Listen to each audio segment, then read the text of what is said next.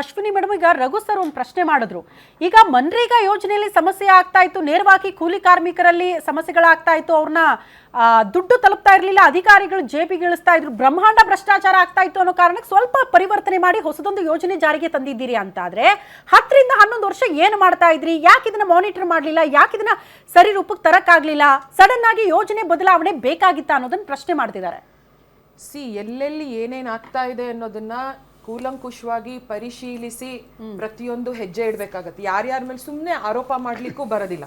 So grass root ಲೆವೆಲ್ಗೆ ಇಳಿದು ಆ ಚೇಂಜಸ್ ನಾವು ತರಬೇಕಾಗಿದೆ, ಡೆವಲಪ್ಮೆಂಟ್ ಮಾಡಬೇಕಾಗಿದೆ. ಹಾಗಾಗಿ ನಾವ್ ಇಲ್ಲಿವರೆಗೂ ನೋಡಿರೋಂಥದ್ದು ಕರ್ನಾಟಕದಲ್ಲಿ ಒಂದೇನೆ 2023ರಿಂದ ಇತ್ತೀಚೆಗೆ ನಾವು ನೋಡ್ತಾ ಇದ್ರೆ ನರೇಗಾನಲ್ಲಿ ಆಗಿರೋಂತಹ ಅವ್ಯವಹಾರ ಎಷ್ಟು ಅಂತಂದ್ರೆ 669 ಕೋಟಿ ಅವ್ಯವಹಾರ ಸ್ಕ್ಯಾಮ್ ನಡೆದಿರೋಂಥದ್ದು ನರೇಗಾ ಹೆಸರಲ್ಲಿ. ಆಯ್ತಾ? ಮತ್ತೆ ಇದುವರೆಗೂ 85 ಕೇಸ್ಗಳಲ್ಲಿ FIR ಆಗಿದೆ. ಆಯ್ತಾ? ಮತ್ತೆ 4.5 ಲಕ್ಷ ಜಾಬ್ ಕಾರ್ಡ್ಗಳು ಫೇಕ್ ಜಾಬ್ ಕಾರ್ಡ್ಗಳಿದೆ. ಸೊ ಕೂಲಿ ಕಾರ್ಮಿಕರ ಅಕೌಂಟಿಗೆ ಹೋಗ್ತಾ ಇಲ್ಲ ದುಡ್ಡು. ಈ ದಲ್ಲಾಳಿಗಳು ಮಧ್ಯದಲ್ಲಿ ಯಾರು ಫೇಕ್ ಜಾಬ್ ಕಾರ್ಡ್ಸ್ ಮಾಡಿಟ್ಕೊಂಡಿದ್ದಾರೆ ಅವರಿಗೆ ಹೋಗ್ತಾ ಇರೋಂಥದ್ದು. ಯಾದಗಿರಿ ಜಿಲ್ಲೆನಲ್ಲಿ ಗಂಡಸರು ಹೆಣ್ಮಕ್ಳ ತರ ಸೀರೆ ಉಟ್ಕೊಂಡು ಬ್ಲೌಸ್ ಹಾಕೊಂಡು ಹೋಗಿ ಸಿಕ್ಕಾಕೊಂಡಿದ್ದಾರೆ. ಅದನ್ನ ಆಗಿದೆ ಅಲ್ವಾ? ಮತ್ತೆ ಕಾಳೂರು ಗ್ರಾಮ ಪಂಚಾಯತಿನಲ್ಲಿ ಕಾಂಪೌಂಡ್ ಕನ್ಸ್ಟ್ರಕ್ಷನ್ಗೆ ಅಂತ ಹೇಳ್ಬಿಟ್ಟು ಟಾಯ್ಲೆಟ್ ಕನ್ಸ್ಟ್ರಕ್ಷನ್ ಒಂದೊಂದ್ರಲ್ಲೂ ಡಿಫರೆನ್ಸ್, ಸಿಕ್ಕಾಪಟ್ಟೆ ಡಿಫರೆನ್ಸ್. ಮತ್ತೆ ಬೃಹತ್ ಮೊತ್ತನ ಸಣ್ಣ ಸಣ್ಣ ಮೊತ್ತಗಳನ್ನಾಗಿ ಮಾಡಿ ಅದರಲ್ಲೂ ದುಡ್ಡು ಹೊಡೆಯುವಂಥದ್ದು. ಪ್ರತಿಯೊಂದರಲ್ಲೂ ಸ್ಕ್ಯಾಮ್ ನಡೀತಾ ಇತ್ತು. ಇನ್ನು ಮುಂದೆ ಏನಾಗುತ್ತೆ ಅದಕ್ಕೆ ಎಲ್ಲೂ ಚಾನ್ಸ್ ಇಲ್ಲ. Total transparency. ಯಾರು ಬಂದು ಕೆಲಸ ಮಾಡಿರ್ತಾರೆ ಅವರಿಗೆ ನೇರ ಹಣ ಹೋಗುತ್ತೆ. ಅದಕ್ಕೆ ಕಾಂಗ್ರೆಸ್ನವರು ಅವರ ದಲ್ಲಾಳಿಗಳು ಯಾರ್ಯಾರು ಇಷ್ಟ ದಿನ ಅದರಿಂದ ಬದುಕು ಕಟ್ಕೊಂಡಿದ್ರು, ಬಂಗ್ಲೆಗಳು ಕಟ್ಕೊಂಡಿದ್ರು, ಅವ್ರ ಎಲ್ರ ವರಮಾನ ನಿಂತೋಗುತ್ತೆ ಇದರಿಂದ. ಬಿಟ್ಟು ಬಡ್ಕೋತಾ ಇದಾರೆ, ಬೊಬ್ಬೆ ಹೊಡಿತಾ ಇದ್ದಾರೆ. ಓಕೆ, ಬಟ್ ಈಗ ರಾಜ್ಯಗಳ ಒಂದು ವಾದ ಏನಂದ್ರೆ ಬರುವಂತ GST ಪಾಲು ಕೂಡ ರಾಜ್ಯಗಳಿಗೆ ಬರ್ತಾ ಇಲ್ಲ, ಅದ್ರ ಜೊತೆಗೆ ರಾಜ್ಯಗಳಿಗೂ ಇದ್ರ ಮೇಲೆ ಹೊರೆ ಹಾಕ್ತಾ ಇದ್ರಿ ಈ ಯೋಜನೆಯನ್ನ ಜಾರಿಗೆ ತರೋದ್ರ ಮೂಲಕ. ರಾಜ್ಯಗಳನ್ನ ಇವರು ಮಾಡ್ತಾ ಇರೋಂತಹ 60% ಕಮಿಷನ್ ಭ್ರಷ್ಟಾಚಾರ ಏನಿದೆ ಅದನ್ನ ನಿಲ್ಲಿಸ್ಲಿ. ಇಡೀ ದೇಶದಲ್ಲಿ ಎಲ್ಲೇ ಚುನಾವಣೆ ನಡೆದ್ರು ಕರ್ನಾಟಕದಿಂದ ಕಪ್ಪ ಹೋಗುತ್ತಲ್ಲ ಅದನ್ನ ನಿಲ್ಲಿಸ್ಲಿ. ರಾಜ್ಯದ ತೆರಿಗೆದಾರರ ಹಣ ಏನೇನ್ ವಂಚನೆ ಮಾಡ್ತಾ ಇದ್ದಾರೆ ಡೋಂಗಿ ಗ್ಯಾರಂಟಿಗಳ ಹೆಸರು ಹೇಳ್ಕೊಂಡು ಅಲ್ಲಿ ಜನರಿಗೂ ಸಿಗ್ತಾ ಇಲ್ಲ, ಅದು ಎಲ್ಲಿ ಹೋಗ್ತಾ ಇದೆ ಆ ದುಡ್ಡು, ಅದನ್ನೆಲ್ಲ ಪೂಲ್ ಮಾಡಿದ್ವಿ ಅಂದ್ರೆ 40 ಅಲ್ಲ ರೀ, ಇವರೇ ನಡೆಸ್ಬೋದು ನರೇಗಾನ, ಇವರೇ ನಡೆಸ್ಬೋದು ಜೀರಾಮ್ಜಿನ. ಅಂತ ತಗೊಂಡಾಗ ಈಕ್ವಲ್ ಜವಾಬ್ದಾರಿ ಬರುತ್ತೆ. ತಂದೆ ಓಡೋಗಕ್ಕಾಗಲ್ಲ, ತಾಯಿ ಓಡೋಗಕ್ಕಾಗಲ್ಲ. ಅವ್ರವ್ರ ಜವಾಬ್ದಾರಿ ಅವ್ರವ್ರು ನಿರ್ವಹಿಸ್ಬೇಕು. ಇರ್ರೆಸ್ಪಾನ್ಸಿಬಿಲಿಟಿಯಿಂದ ಮಾತಾಡಬಾರ್ದು. ಒಂದು ಮನೆ ನಡಿಬೇಕಾಗಿದ್ರೆ ಅದೇ ರೀತಿ ಒಂದು ದೇಶ, ಒಂದು ರಾಜ್ಯ, ಒಂದು ಗವರ್ನೆನ್ಸ್ ಕೊಡ್ಬೇಕಾದ್ರೆ ಕೇಂದ್ರ ಸರ್ಕಾರ we are in the federal system.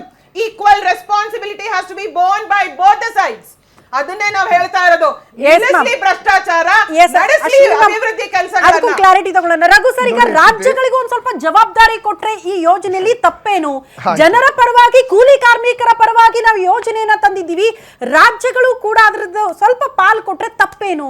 ಅದ್ರಲ್ಲಿ ಹೊರೆ ಅಂತ ಏನ್ ಬಂತು ಅನ್ನೋದನ್ನ ಪ್ರಶ್ನೆ ಮಾಡ್ತಿದ್ದಾರೆ. ನೋಡಿ, ಎರಡು ವಿಚಾರವನ್ನು ದಯವಿಟ್ಟು ಮಾತಾಡಬೇಕು. ನಮ್ಮ ಬಿಜೆಪಿ ಮಿತ್ರರು ಮಾತಾಡ್ತಾ ಇದ್ರು ಏನು ಅಂತ ಅಂದ್ರೆ 2023 ಬಂದ ಮೇಲೆ ಸೊ ಒಂದು 85 ಕೇಸ್ ಹಾಕಿದ್ದಾರೆ, 4000 ಜಾಬ್ ಕಾರ್ಡ್ ಕೊಟ್ಟಿದ್ದಾರೆ, 600 ಕೋಟಿ. ದಯವಿಟ್ಟು ನೋಡಿ, ನಾನು ಒಂದು ಮಾತಾಡಿಲ್ಲ ಪ್ಲೀಸ್. ಮಾತಾಡ್ಸಿ ನೋಡಿ ಶ್ರುತಿ, ದಯವಿಟ್ಟು ಮಾತಾಡೋದಿದ್ರೆ ಮಾತಾಡಿ, ನಾನು ಎದ್ದೋಗ್ತೀನಿ. ಒಂದ್ ನಿಮಿಷ ನೋಡಿ, this is not right. I just wait. ದಯವಿಟ್ಟು ನೋಡಿ, ನಮ್ಮ ಬಿಜೆಪಿ ವಕ್ತಾರರು ಹೇಳ್ತಾ ಇದ್ರು ಕೇಂದ್ರ ಸರ್ಕಾರ ಹತ್ರ ಮಾಹಿತಿ ಬಂದ್ಬಿಟ್ಟಿದೆ 2023 ಆದ್ಮೇಲೆ ನಮ್ಮ ರಾಜ್ಯ ಸರ್ಕಾರದ ಏನು 4000 ಕೋಟಿ 600 ಕೋಟಿ ಅಂತ ಹೇಳಿ. ಹೌದು, ಕಾಂಗ್ರೆಸ್ ಸರ್ಕಾರ ಬಂದ ಮೇಲೆನೆ ಇಲ್ಲಿ ಭ್ರಷ್ಟಾಚಾರ ಆಗ್ತದೆ ಅಂತ ಕಂಡಿಡಿದಿದ್ದು. ಇಂದಿನ ಬಿಜೆಪಿ ಸರ್ಕಾರದಲ್ಲಿ ಅದನ್ನೆಲ್ಲ ನೀವು ತಿಂದು ತೇಗಿದ್ದನ್ನ ಕಾಂಗ್ರೆಸ್ ಸರ್ಕಾರ ಬಂದ ಮೇಲೆ ಪ್ರಿಯಾಂಕಾ ಖರ್ಗೆ ಅವರು ಏನು ನಮ್ಮ ಗ್ರಾಮೀಣಾಭಿವೃದ್ಧಿ ಸಚಿವರಾದ್ಮೇಲೆ ಪ್ರಿಯಾಂಕಾ ಖರ್ಗೆ ಅವರು ಕಂಡಿಡ್ತಿರ್ತಕ್ಕಂಥದ್ದು ಈ ಭ್ರಷ್ಟಾಚಾರವನ್ನ ನೋಡಿ. ದಯವಿಟ್ಟು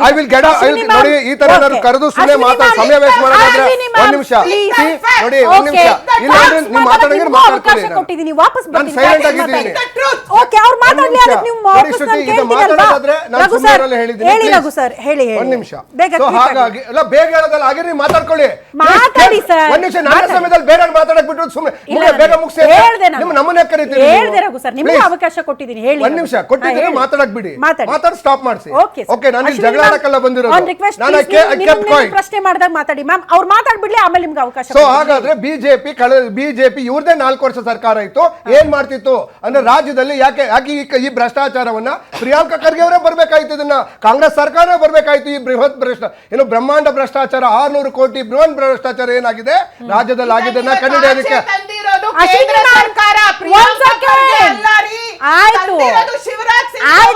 ಕೇಂದ್ರ ಸರ್ಕಾರ ನರೇಂದ್ರ ಮೋದಿ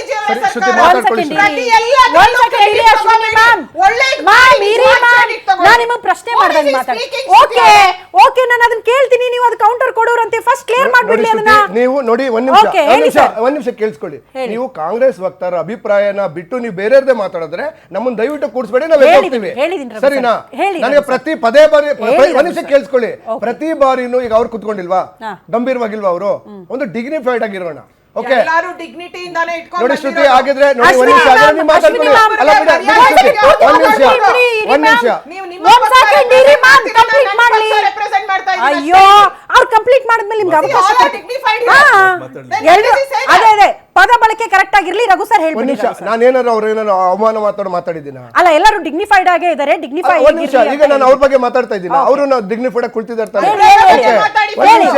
ಓಕೆ ಸೊ ಹಾಗಾಗಿ ನಂಗೆ ಸಮಯ ಕೊಡ್ಬೇಕು ಯಾಕೆಂದ್ರೆ ನಂಗೆ ಸಮಯ ಕೊಟ್ಟಿಲ್ಲ ನಾನು ದಯವಿಟ್ಟು ನಮ್ಮ ಪಕ್ಷಕ್ಕೆ ಬ್ರೇಕ್ ತಗೊಂಡ್ ಬಂದ್ಬಿಡ್ಲ ಸಮಯ ಕೊಡ್ತೀನಿ ಇಲ್ಲ ಮುಗಿಸ್ಬಿಡ್ತೇನೆ ಸೊ ನೋಡಿ ಈ ಬಿಜೆಪಿಯ ವೈಫಲ್ಯಗಳನ್ನ ಕಳೆದ 11 ವರ್ಷ ಮಾಡಿದಂತ ಅನಾಚಾರವನ್ನ ಬಿಜೆಪಿ ಸರ್ಕಾರ ಕೇಂದ್ರ ಸರ್ಕಾರ ಕೈಯಲ್ಲೇನು ಆಗ್ಲಿಲ್ಲ ಅದನ್ನ ಪ್ರಿಯಾಂಕಾ ಅದೇ ರೀತಿ ಕರ್ನಾಟಕದಲ್ಲೂ ಅಧಿಕಾರದಲ್ಲಿತ್ತು ಬಿಜೆಪಿ 4 ವರ್ಷ ಅಧಿಕಾರದಲ್ಲಿದ್ದಂತ ಆ ಭ್ರಷ್ಟಾಚಾರವನ್ನ 40% ಕಮಿಷನ್ PSI ಹಗರಣ ರೆಕ್ರೂಟ್ಮೆಂಟ್ ಹಗರಣ ಎಲ್ಲ ಏನು ಕೋವಿಡ್ ಹಗರಣಗಳ ಹಗರಣ ಸರಮಾನೆಯಲ್ಲಿ ಸಿಲುಕಿದಂಥದ್ದನ್ನ ಕಾಂಗ್ರೆಸ್ ಸರ್ಕಾರ ಪ್ರಿಯಾಂಕಾ ಖರ್ಗೆ ಅವರು ಬರಬೇಕಾಯ್ತು ಬಂತು ಈ ಭ್ರಷ್ಟಾಚಾರವನ್ನ ಸ್ಟಾಪ್ ಮಾಡೋದಕ್ಕೆ ಆ ಭ್ರಷ್ಟಾಚಾರದ ಪರವಾಗೇನೆ ಇಲ್ಲಿ ಇಷ್ಟು ಸಿಕ್ಕಿರ್ತಕ್ಕಂಥದ್ದು ಏನು ಇವ್ರು ಹೇಳ್ತಾ ಇದ್ದಾರಲ್ಲ ಅದಷ್ಟನ್ನು ಕಂಡಿಡಿದಿದ್ದು ನಾವು ಬಿಜೆಪಿಯವರು ಮಾಡಿರ್ತಕ್ಕಂಥ ಅವ್ರ ಕೈಲಾಗದೆ ಇರ್ತಕ್ಕಂಥದ್ದು ನಾವು ಕಂಡಿಡಿದಿದ್ದು ಮೊದಲನೇದು ಎರಡನೇದು ಕಪ್ಪ ಹೋಗುತ್ತೆ ಅಂತ ನಿಮ್ಮ ಕೇಂದ್ರ ಸರ್ಕಾರ ಯೋಜನೆಗಳು ನಿಮ್ಮ ಕೇಂದ್ರ ಸರ್ಕಾರದ ಏಜೆನ್ಸಿಗಳಿದಾವಲ್ಲ ಕೇಂದ್ರ ಸರ್ಕಾರದ ಏಜೆನ್ಸಿಗಳಿಗೆ ಅಷ್ಟು ಯೋಗ್ಯತೆನೇ ಇಲ್ವಾ ಸಾಮರ್ಥ್ಯನೇ ಇಲ್ವ ಇದನ್ನು ಕಂಡುಹಿಡಿದಕ್ಕೆ ಕಪ್ಪ ಹೋಗ್ತಾ ಇತ್ತು ಅಂದ್ರೆ ನಿಮ್ಮ ಸರ್ಕಾರ ಕೇಂದ್ರ ಸರ್ಕಾರಕ್ಕೆ ಸಾಮರ್ಥ್ಯ ಇಲ್ಲ ಅಂತ ನೀವೇ ಇಂಡೈರೆಕ್ಟ್ ಆಗಿ ಒಪ್ಪಿಕೊಂಡಿದ್ರಿ ಥ್ಯಾಂಕ್ ಯು